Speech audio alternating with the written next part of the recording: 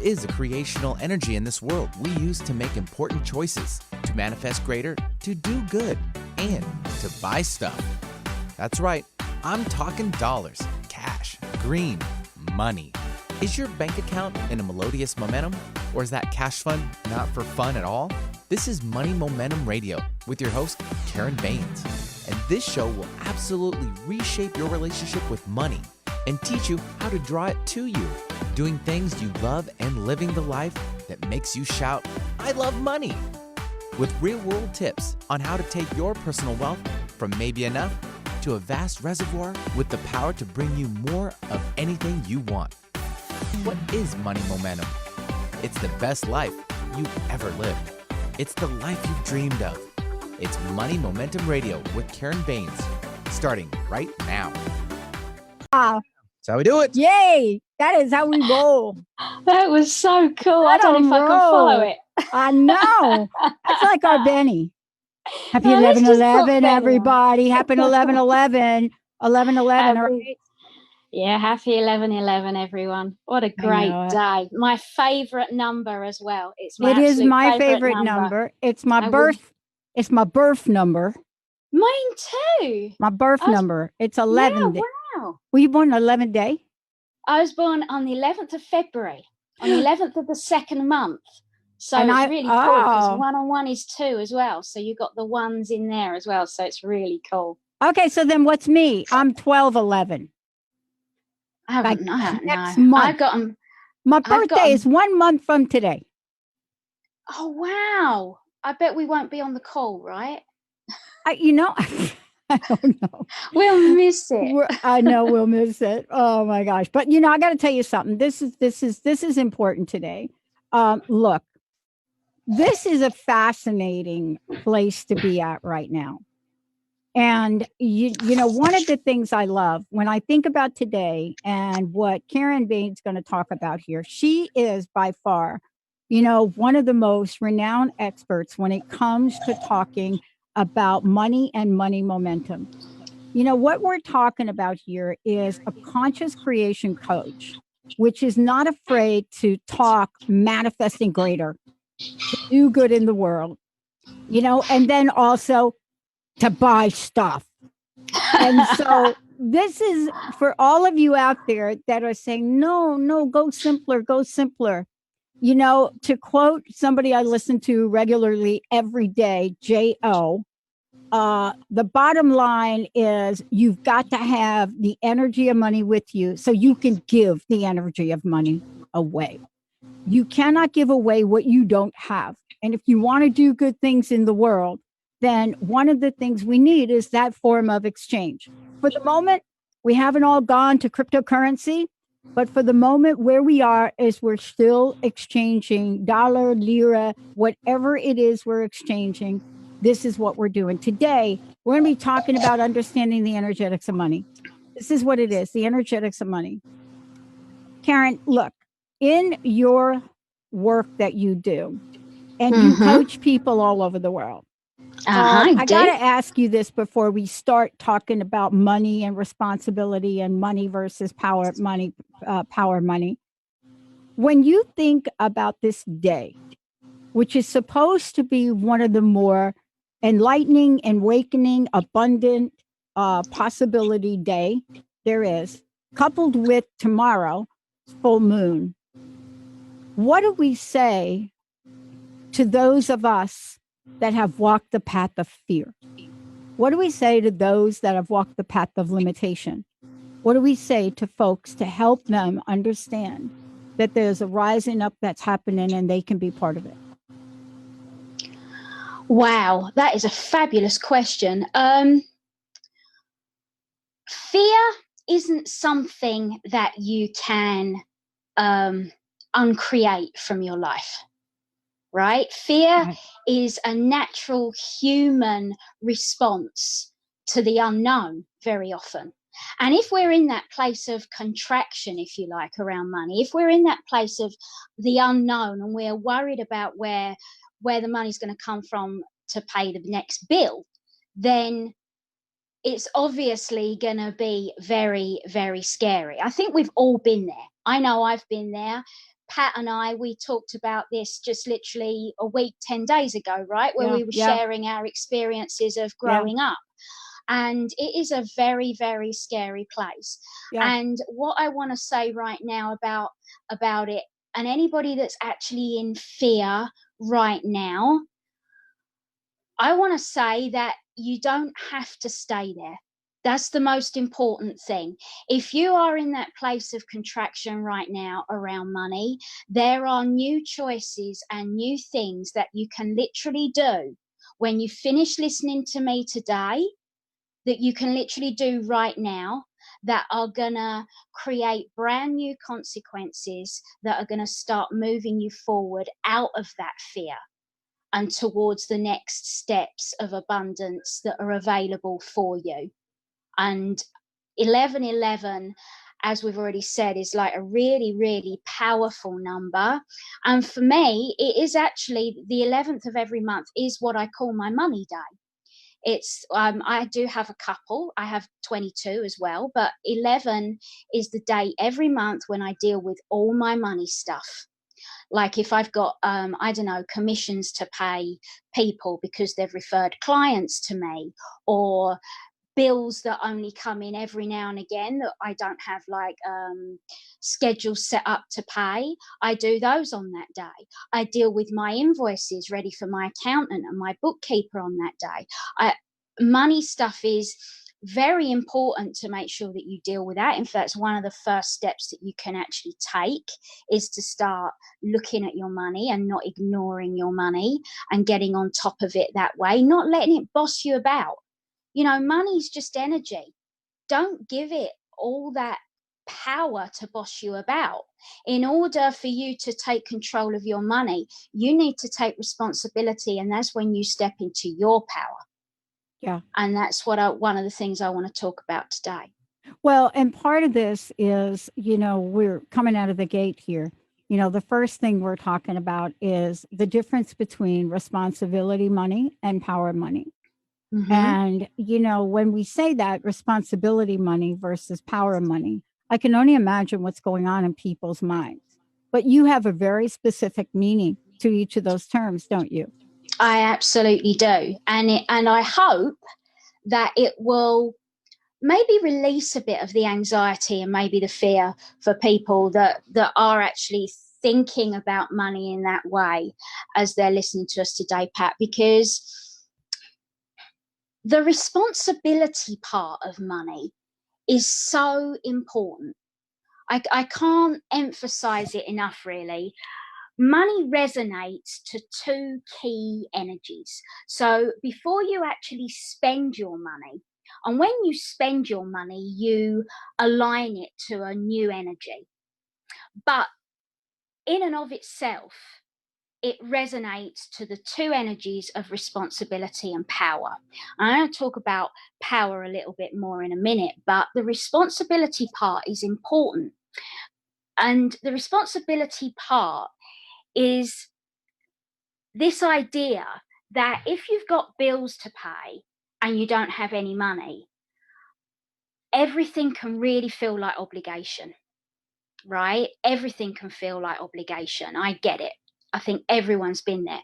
But the thing about responsibility is when it comes to paying your, I don't know, your rent, your mortgage, your utility bills, heat, light, water, food, all of those things are a responsibility that you have. And the reason that is because you are here to live a human experience and deliver your gifts in an aligned way so that you resonate to abundance, so that you basically get paid to do your gifts, right? And in Yeah. order to be able to do that, we have to be fit and healthy. We have shown up in this physical world with a physical body, and if we are sick, or if we're not operating at a high level physically, we can't deliver our gifts in an optimal way. And a human body needs shelter. It needs heat, it needs light, it needs food, it needs water. And all of those things contribute to our physical health. And we have a responsibility in this lifetime to take care of our physical bodies. And all of those things that I've mentioned need to be paid for. There are very few of us in this world that are living the kind of lifestyle where we are completely self-sufficient. Most of us live in a home that's built that we need to pay for. We need to light it. We need to heat it. We don't necessarily grow all of our food. Maybe we grow some of it if we enjoy a bit of gardening like I do. But generally speaking, we're going to be shooting down the supermarket once or twice a week. And these things need to be paid for. And when money's tight, everything feels like an obligation, everything. Yeah. But the point is, you have a responsibility to take care of your physical body. So money resonates to responsibility first, because it's only when you're in physical health that you're in a situation where you can actually show up and deliver your gifts to the world so that you can get paid. So that's the responsibility part. And actually that's kind of, if you imagine like a spectrum, it's almost like the obligation when you're in that kind of contraction and obligation place, when you're paying for stuff and you feel like you can't afford it. I mean, my mum's mantra, literally, when I was growing up, my mum's mantra, I swear, if she didn't say we can't afford it or I can't afford it 5 times a day, then I must have been in the wrong house. Seriously. And she still says it now. If I spend time with her, she still says those words now. And I get it. We've all been there. But the point is, if we can get our heads around this idea that this stuff that we need to pay for that keeps our physical bodies in tip-top condition is a responsibility we have, and money resonates to that, it kind of can take us out of that contraction obligatory energy for just a little while. And maybe we're more able to get back to zero, kind of get back to that neutral space where we can even pay those bills with gratitude for the fact that we're going to be receiving those things in our lives and taking care of our bodies at the same time. I think one of the things you've just said, let's take a short break. When we come back, I want to talk about this. I want to talk about this idea of money representing value, because when we think about money representing value, if we think about that, something should go on, like a little switch should go on that says, oh, thank you for that. Thank you for that value. Thank you for that. Thank you. I listened to somebody whose mantra is, I will lend and not borrow. And the idea of I will lend and not borrow is a powerful statement in itself. I will lend and not borrow. When we talk about our future about that, there is an energy of that. When we come back, we're going to take a look at that exchange energy of value. And especially those of you that are listening to the show and you are entrepreneurial, one of the hardest things for an entrepreneur to do, at least from what I can tell, in women, is to literally identify value of ourselves, invest in ourselves, and literally ask for that thing which we are a value of our worth. Let's take a short break and we come back. More with Karen Baines. We're taking your questions here as well. 1-800-930-2819. 1-800-930-2819. We'll be right back.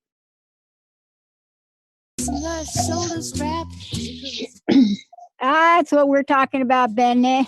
Easy money. Thank you, B. Easy money. Show me the easy money. Yep. I will lend and not borrow. I love that phrase. Thank you, Joel. Lend and not borrow. I could go on with a whole bunch of things around that, but I won't, because guess who's in the house? Karen Baines is in the house. For more information about Karen, I want to make sure you have Karen's information, because not only does she work with folks on understanding the value of money, but your own personal value. What is it from you coming from the inside out that maybe you're undervaluing? Maybe there's a part of your life that needs to literally be released into the world, whatever that is. That's what Karen does. It's about getting to a level of awareness so that you take action and move forward around money, business, finances, and the bottom line, success. And success in every part of your life. That's what she does. Karen, before we take this next part on, what is the best website? What's the best way for people to find out about you? Yep, you can find my website at www.soulwhispers.uk, all lowercase. You can find me on Facebook. I've got my Facebook business page. You can find me there, and they're probably the best places to find me. I love it.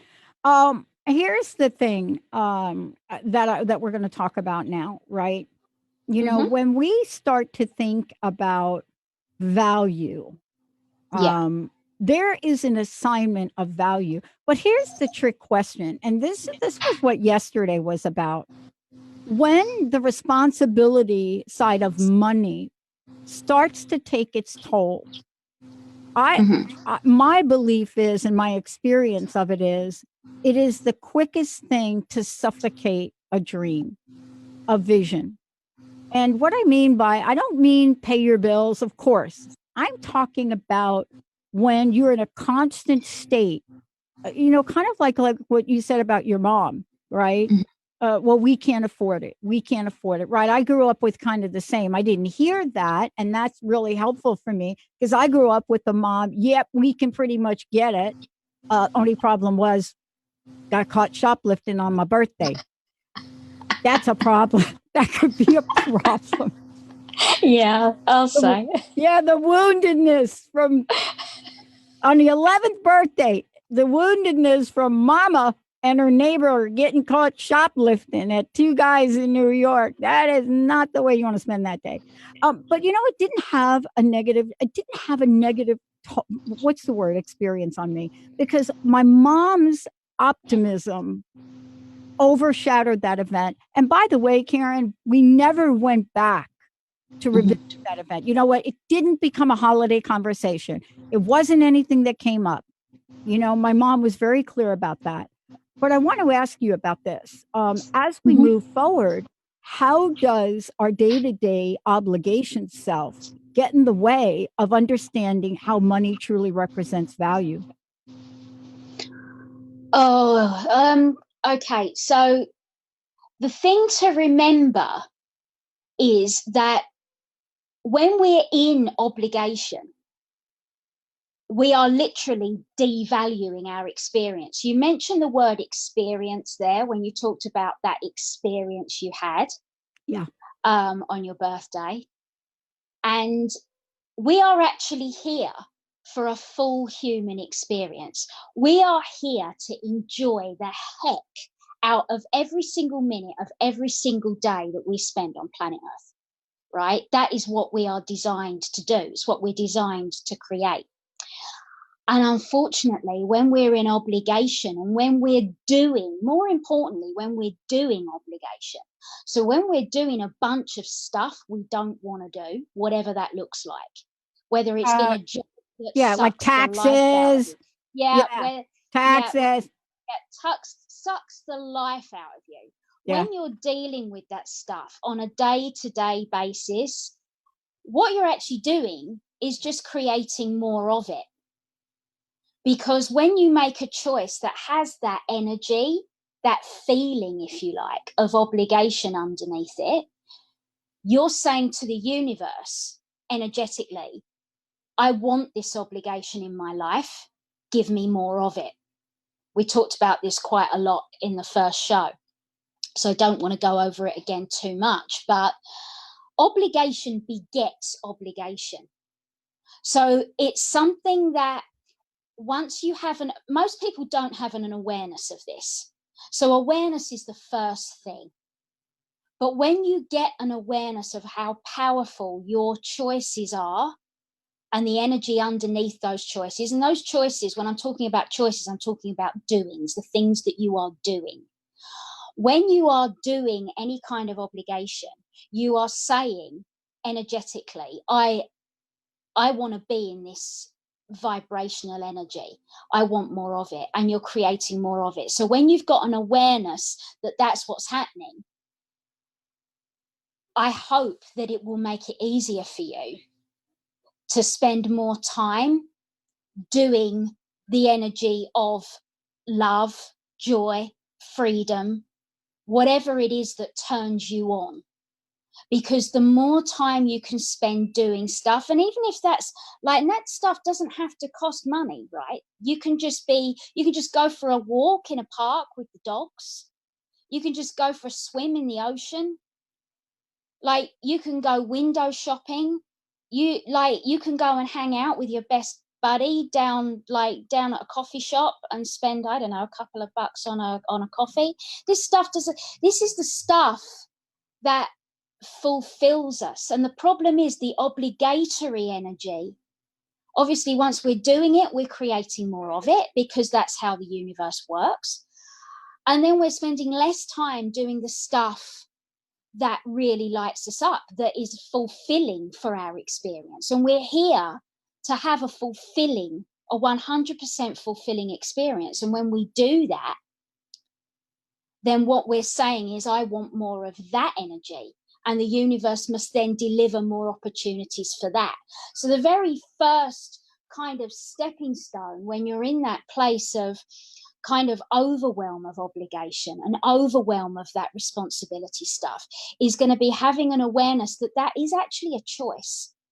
And there are ways that you can leverage the universal laws so that they're really working in your favor, and that you can create more abundance, more joy, more love, more expansion, more freedom, by making choices maybe outside of your money even.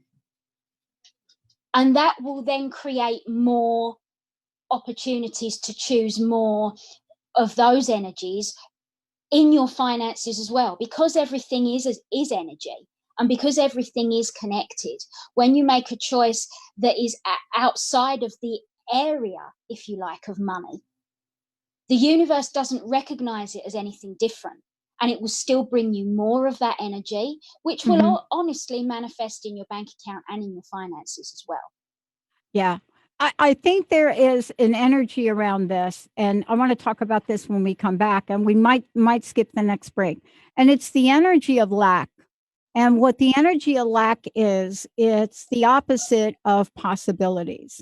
You know, it's this place that you reside as you think about for yourself. You know, and we don't say I can't afford ...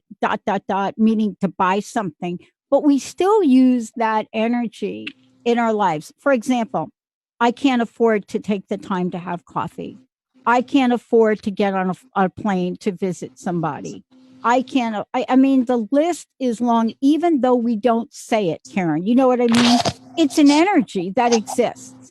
Absolutely. And when we come back, I want to talk about, how do you reverse the energy? How do you take the value of your possibility and your vision? And this is an important conversation, everybody, because here's the deal. 2020 is about clarity. It is a powerful, powerful year for all of the footwork that you've done, all the footwork you're doing today. On 11/11, today is the day of wishes. Today is the day where you pop your cork and you literally excel beyond the I can't afford it energy, whether it's time, money, resources, you name it. Leaving work early today to go to the football game. Uh-oh, did I say that, Banny?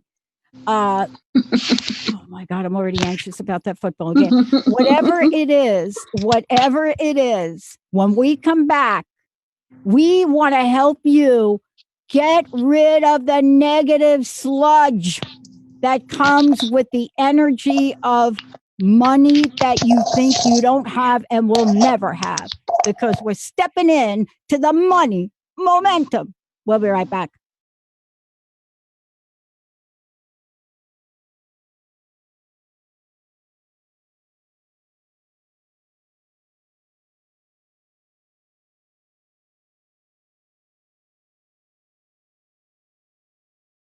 Benny.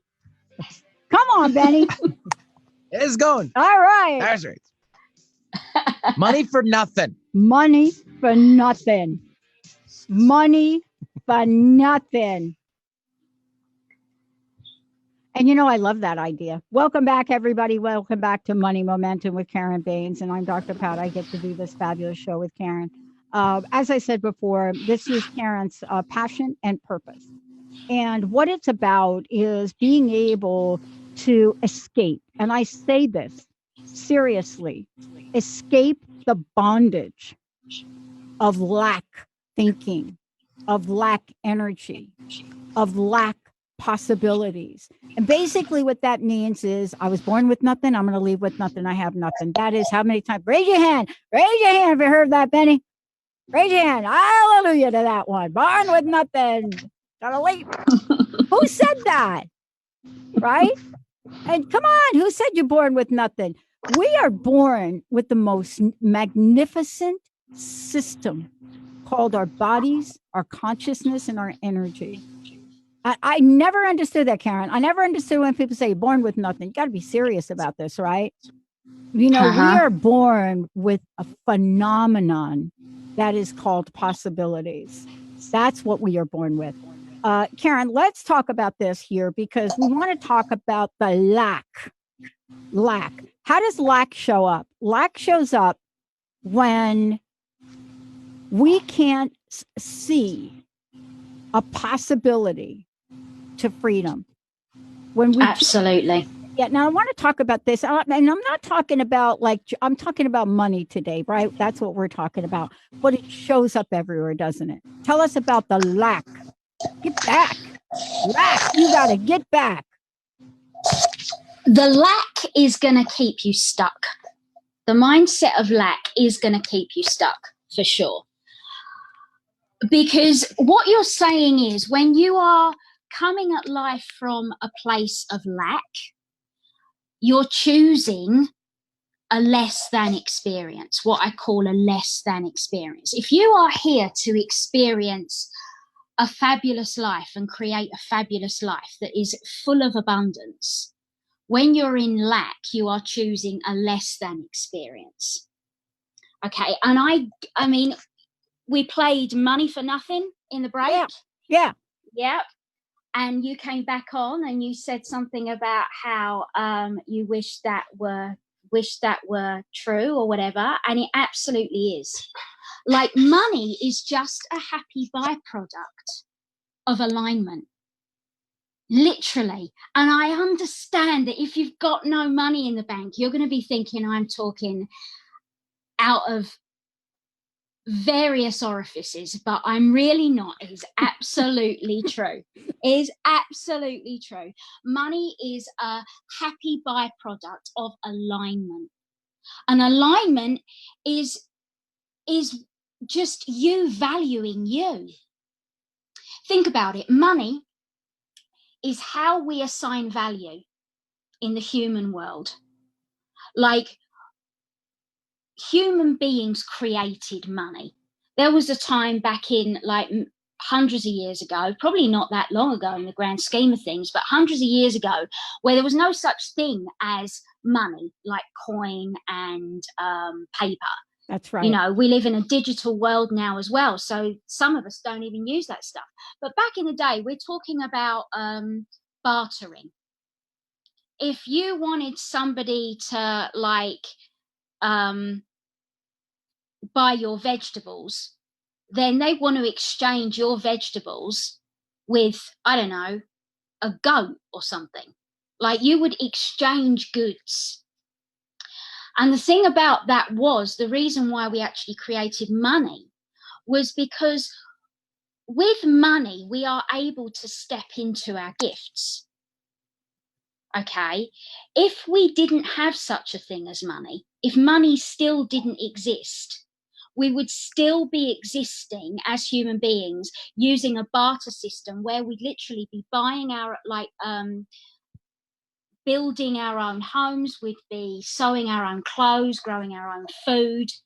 You know, it'd be ridiculous. We wouldn't have time to do our gifts. Pat wouldn't have time to come on the show and chat with me because she'd be out, like, you know, cutting the corn and sewing her clothes and tanning the leather, you know, but she doesn't have to do that because money exists, which means that she can step into our gifts. But when we buy things that we want in our lives, that we value, we pay money for them. Therefore, money represents value. It's how we assign value. We pay for things and experiences that we want in our lives that we value. Okay, and likewise, if you've got your own business, if you're an entrepreneur, if you are in a business where people pay you for something, whether it's a physical product or a service, you are expecting those people to pay because you are adding value to their lives. And that exchange happens with money. But actually, one of the most important ways to make sure that you are aligned to money is to value yourself. Because remember, we create through that process of choices and consequences. And if we go back to lack, if we are choosing a lack experience, if we are saying, I am not worthy, or I don't deserve, or I cannot have, and you're in that space and you are operating, you are doing from that space as well. So you're not allowing money to circulate. You're not giving of money. You're not allowing money to leave your purse or your bank because you're so terrified you're never ever going to see it again if it goes.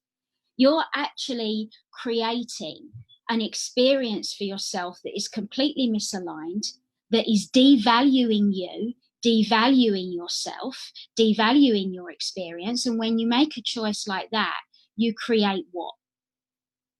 You create more of a devalued experience. Exactly. When you say, I don't value me, you will not be valued. And Yeah. money is a happy byproduct of alignment. It represents value. And if we don't value ourselves, we will not be valued. And there will be no money, because that's the law. The universe can only react to what you are doing. And we talked about in the break how for just a couple of bucks, the lovely Dr. Pat can spend 6 hours playing ping pong, which she absolutely loves. It is her happy place, right? Mm-hmm. Yeah. On that couple of bucks and those 6 hours, though. So you mentioned time.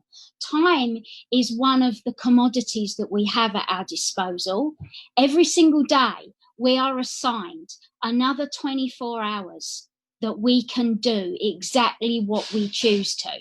Many people won't believe me. Many people are saying, well, yeah, but I got to go to my job and I got to do this and I got to do that. But there are hours outside of that you can leverage by, for example, going and doing something that you truly love to do.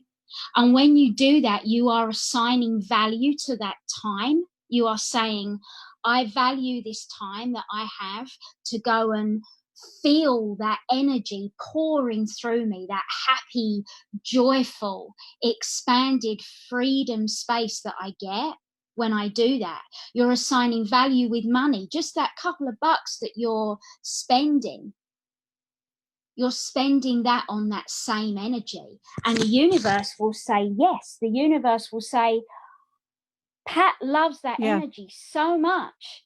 Let's give her more opportunities to choose that happy energy, to choose that. So that's how money will then manifest itself, because the universe reacts and knows that when you've got money, you spend it on stuff and time and whatever that you really, really love. And that's how you can leverage outside of your obligatory time, the time that you feel that you have to do stuff that you don't really want to do. You make sure that you are valuing the time that you do have that is completely 100% yours.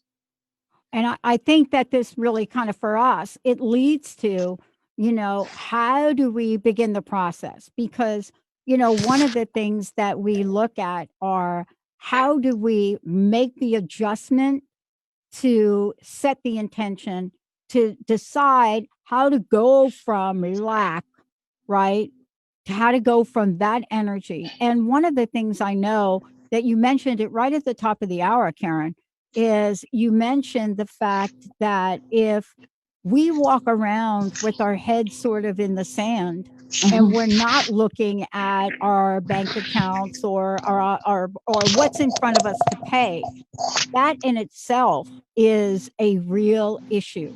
So, what do we do? And what do you help people do, shall I say, to help people take those steps to move forward? Okay, so one of the very first things, and you mentioned it just there, people have got to stop ignoring their money stuff.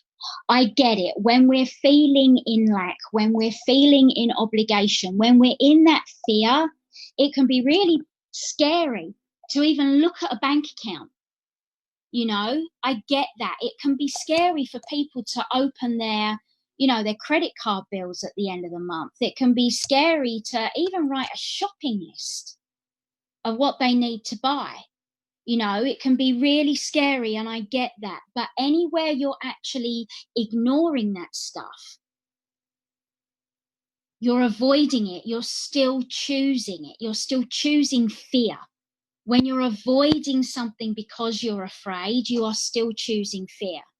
When you're ignoring money, energetically, what you're saying and what the universe will react to with yes is, I don't want money around. If you don't want to look at your money, if you don't want to deal with your money, the universe will react perfectly to that with, well, okay, you don't want to deal with your money. There won't be any money for you to deal with because that is what you're asking for. So that's the very first thing, the very first port of call. Anywhere you're not dealing with your money, you must stop. You must take responsibility because money energetically resonates to responsibility. That's the first thing. And that in and of itself is very, very powerful. And the universe will react directly off of that. And suddenly you may realize that actually you'd kind of made things up in your head. You turned it into a monster that actually it wasn't even to begin with. You've made it worse by not dealing with it. When actually you look at it and it's not as bad as you thought. You wouldn't believe the amount of people I talk to and that happens. That's the first thing. And the second thing is you've got to daydream a little bit. You've really got to That's it. Get in touch with your vision and your dream.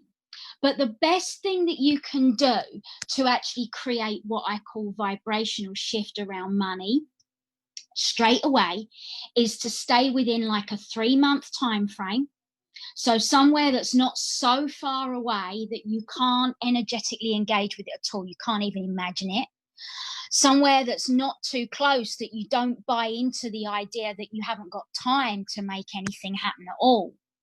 Okay, 3 months is a really powerful time frame to work with. So just take yourself 3 months out on a time frame and just check in. Where do I want to be? What's realistic for me but a stretch? Closer to my dream, better than what I've got now. It doesn't have to be the ultimate vision. Maybe you've got an ultimate vision, but how much closer could you be to that in 3 months if you just took a few small steps? So figure out your intention. How much money do you want to have? And within that time frame, have it stretch you a little bit, but be realistic. But then you've got to be really clear about what that money is going to create. Why? Because money is creational energy. Money is creational energy that is manifested at a physical level. We buy things and experiences with money, experiences that we can put our physical body into, or things, material things that we can bring into our physical life. Money is creational energy because we create through a process of choice and consequence. When you got money, you got choices. Yeah. Yeah. Right. So that's yeah. what it is. I mean, and the expression "I will lend and not borrow" is that it is what that's what the essence, the energy of that is, right? There's an energy of that where that means when you're in a position, right, to help other people, you can and you do. Whether that is by literally giving money or creating something that will help people. Whatever that looks like, that really is what we're talking about here. The thing that I love is, and I want to stay with this for a minute, Karen, because I think it's important. We are so afraid to daydream. We do not allow ourselves to daydream. We just are, resort to, or default is the word, to a level of practicality. And there is something very practical about money, especially the responsibility side of it. But if we don't allow for practicality and possibility, then we go from practical to practical to practical and not possible. Let me give you an example real quick. We were told over and over and over and over and over again for the last 18 months that we would never find the space we needed to build our studio. The rents in this area was so high, we'd never be able to find a place that has the kind of internet we need. And even if we did, the people where we were staying said, this is going to be the best that you can get because the rent, there's a whole story. I mean, you get where I'm going. And we kept looking, and we had one scenario after another where the door opened, but it just wasn't right. And Shelly and I went to look at some space in Montlake Terrace several months ago. And we went to the space and we couldn't make it work. We couldn't get it to work. And I turned to the gentleman that was the broker for it. And I said, man, it would be great if you really had some cool space with windows and really good fiber because we need good internet. And he said, hey, well, I'm going over to my other building. Why don't you guys come along? And I thought, yeah, why don't we go follow him and come along?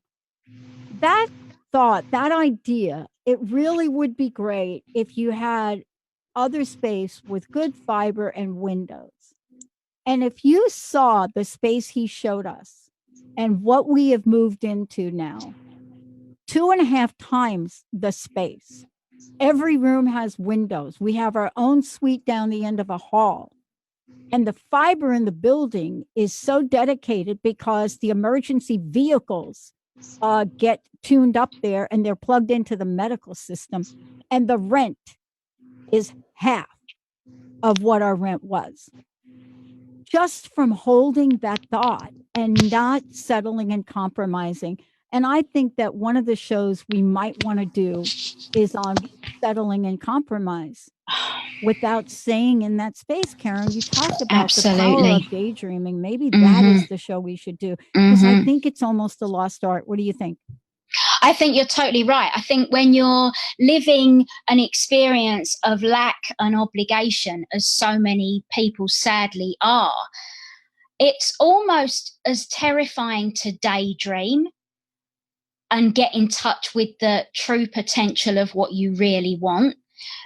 And I understand why, because then you've got the gremlins that creep in that tell you, well, you can't have that. So why would you want to set yourself up to be hurt that way? It hurts if you want something and you can't have it. So why even look at it? Why even imagine it? Why even daydream it? And the why is very powerful. The why is because when you do, what you're basically doing is you are creating a choice trajectory, an energetic choice trajectory for the universe to react from. And it's a bit like, you could see it as a problem. and the universe is getting busy looking for the solution. Mm-hmm. Mm-hmm. If you've got a problem and you're open to the opportunity and you're open to the answer, if you've got a true soul desire, even when, I mean, to be honest, it's not our business how we do it, how it's created. We just need to engage with it. We don't even need to believe that it's possible. We just need to ask the question. Just literally ask the question. Just like I did. Just like I did to Exactly. him. I said, hey, Exactly. yeah, I mean, you got another place? And I was like, do you have another place that's really like this large, that has windows all around it and super fiber? And he's Yeah. like, yeah, I do. And I'm going over there now.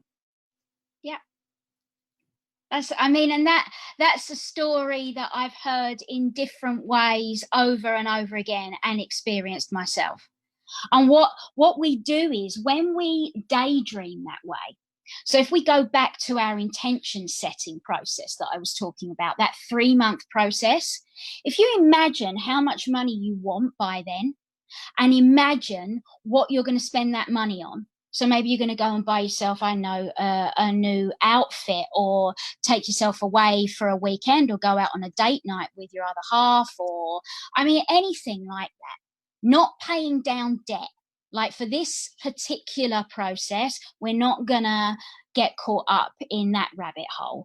This is all about expanding into what you truly want, what you truly want to experience, and how that feels. Because when you know how that feels, that's the biggest clue in how you're going to make it happen. I got it. I'm going to end with this. Here it is. Yeah. You just took me on a little vision. We are planning our crowdfunding. And so for the first time, I got really clear on what our target is. 5,300,700. 537. And that's within a 3-month period. I got it. I don't know where that number came from, but you heard it here. Thank you, Karen. Karen Baines, everybody. Well, I'm telling you, folks, website real quick, Karen, and thank you for today. The website's www.soulwhispers.uk. Come on over and have a look around and see what you think. And you can even chat with me there. Take care, lovelies. Thanks for joining us. Bye. We Bye. have a short break, everyone. When we're coming back, 11:11. Yeah, we got it going on. We'll be right back. Thank you for listening to Money Momentum with Karen Baines. Realign the things you can't see to get the results you can see. Your money is your choice.